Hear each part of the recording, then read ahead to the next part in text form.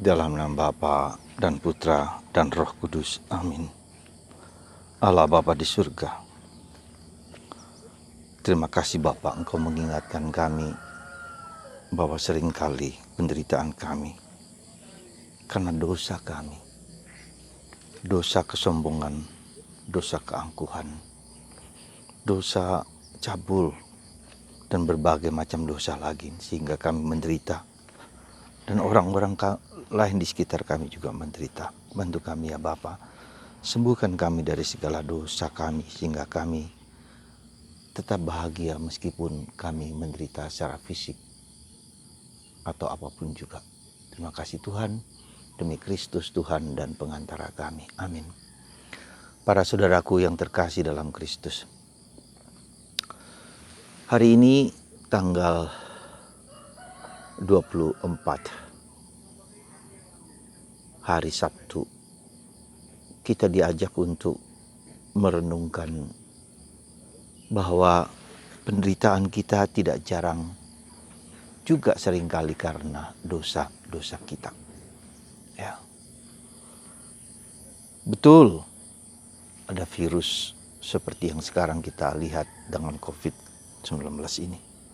Ada bakteri-bakteri yang membuat kita terluka atau sakit atau demam dan seterusnya. Tapi juga bisa jadi karena dosa kita. Hari ini Yesus mengingatkan orang Yahudi yang melapor kepada Yesus bahwa banyak orang mati karena dibunuh oleh Pilatus dan darahnya tercurah dengan darah persembahan.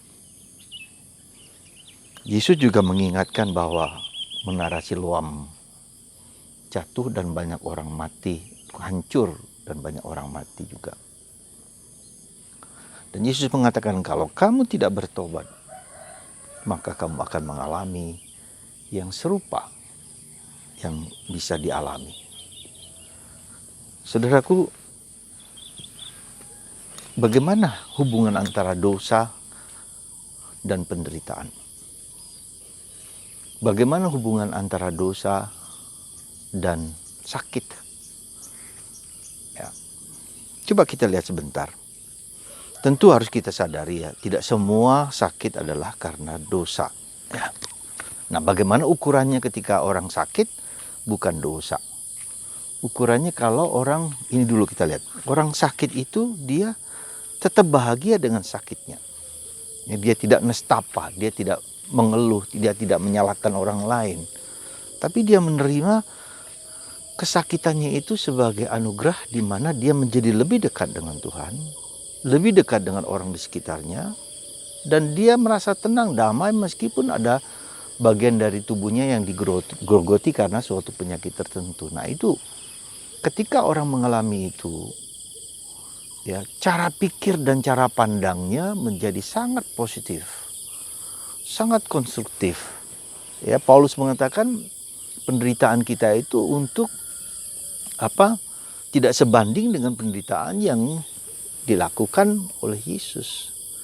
Dan penderitaan kita itu melengkapi apa yang menjadi kurang dari penderitaan Kristus. Nah, itu Paulus. Jadi ketika dia mengalami penderitaan, dia dipenjara dan seterusnya, itu bagi dia merupakan satu bagian untuk ikut serta dalam penderitaan Kristus.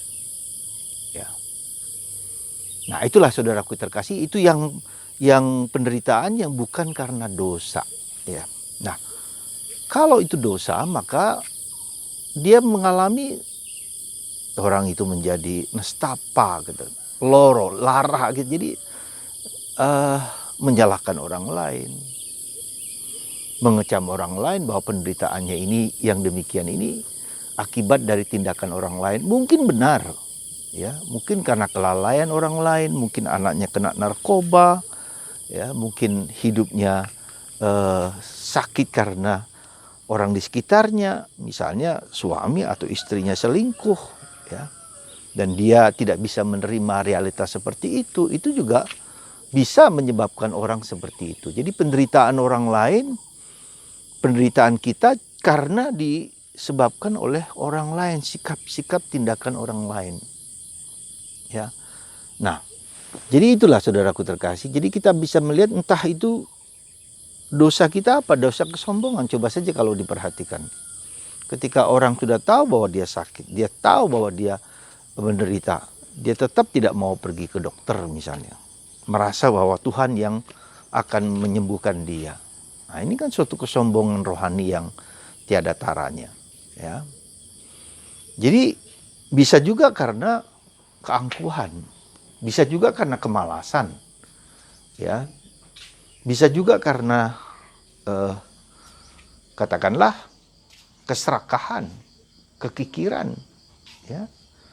Misalnya dia kikir, dia takut kalau nanti hartanya habis, gitu kan. Diambil orang, tidak mau pergi ke dokter karena uangnya akan habis karena pergi ke dokter. Atau serakah, ingin berpikir terus, ya, berpikir bahwa bisnisnya akan hancur kalau dia tidak ada di tempat itu, bisa jadi, ya. Jadi ketika ada situasi pandemi seperti ini, dia gelisah, dia takut, dia cemas, karena akan habis hartanya, bisnisnya akan hancur, ya. Bukan karena dia susah karena pegawai-pegawainya kemudian tidak mendapat makan, tetapi karena sikap tadi itu. Bisa jadi seperti itu. Lalu dia menderita gitu loh, menderitanya karena seperti itu, ya. Jadi hubungan lalu mengakibatkan relasi dalam keluarganya kacau, dengan suami, dengan istri, dengan anak-anak, menjadi mudah gelisah, mudah cemas, mudah takut, lalu tensinya tinggi, ya, lalu stroke. Nah, ini semua karena dosa. Sekali lagi, dosa itu apa? Maka Yesus mengatakan kalau kamu tidak bertobat, maka kamu akan apa? Akan mengalami penderitaan seperti itu. Nah, bertobat itu apa? Ya, tidak berarti bahwa kita sudah ke gereja, tidak berarti bahwa kita sudah melakukan doa-doa rosario, doa. Saya sudah berdoa Romo, saya sudah mempersembahkan apa saja Romo untuk itu. Betul, bagus. Tapi bertobat itu harus dilihat dari perspektif yang lebih luas. Ya. Perspektif apa? Perspektif bahwa orang berdosa itu terlalu mengikatkan diri kepada dirinya sendiri, gitu loh. Seolah-olah dirinya itu menjadi Tuhan, seolah-olah dia mengontrol kehidupan dia. Ini kata penting saya kira harus kita sadar, mengontrol kehidupan. Aku mengontrol hidupku, mengontrol orang lain, mengontrol perusahaan, mengontrol siapa saja ingin kita kontrol. Seolah-olah kita yang berhak menentukan hidup mati diri kita. Nah, ini dosa kesombongan ini, keangkuhan ini. Ya. Jadi, saudaraku terkasih dalam Kristus, mari kita lihat. Jadi, pertobatan itu belajar mempersembahkan, mengalihkan, mempersembahkan pikiran, perasaan, hidup kita tidak kepada diriku, tetapi kepada Tuhan, ya, kepada Bunda Maria. Nah, ini proses penyerah ini yang kita sebut dengan penyerahan diri dan iman itu seperti itu sebetulnya. Saya mempersembahkan hidupku ke dalam hati Yesus. Maka devosi kepada hati kudus Yesus itu maksudnya apa? Maksudnya supaya kita mempersembahkan seluruh diri kita itu ke dalam hati Yesus yang sungguh perhatian, sungguh peduli dengan kita. Ya. Jadi simbolisme hati itu adalah simbolisme dari apa? Simbolisme dari kehidupan kita. Ya. Nah, maka kalau kita melihat hati Yesus itu mau mengatakan bahwa kita mau melihat bahwa aku mempersembahkan hatiku, pikiranku, perasaanku, seluruh ragaku ke dalam hati Yesus, dan Yesus yang mengontrol kehidupanku. Sekali lagi, yang mengontrol kehidupanku. Ya. Nah, disitulah justru perjuangan kita ternyata tidak mudah. Beriman itu tidak mudah. Jalan kecil Santa Teresa dari kanak-kanak Yesus itu adalah jalan penyerahan diri. Jalan iman. Ya. Ya. Dan itu yang membuat orang damai. Maka kalau kita berdoa itu bukan meminta, bukan memaksa. Bukan mengontrol Tuhan, bukan mengatur Tuhan. Tuhan aku begini, Tuhan aku begitu. Engkau cocok dengan menyesuaikan dengan apa yang ku kehendaki. Bukan. Belajar menyerahkan diri, belajar mempersembahkan pikiran, belajar mempersembahkan hati, kegelisahan, kecemasan kita, problem hidup kita. Lalu lihatlah dalam hati Yesus itu, kita letakkan problem kita di hati Yesus itu, ya. Nah, itu yang menjadi kata kunci kita ketika Bunda Maria juga begitu, ya, hidupnya. Yesus juga begitu. Pada akhirnya mengatakan, coba lihat di salib itu. Ke dalam tanganmu kuserahkan diriku ya Tuhan.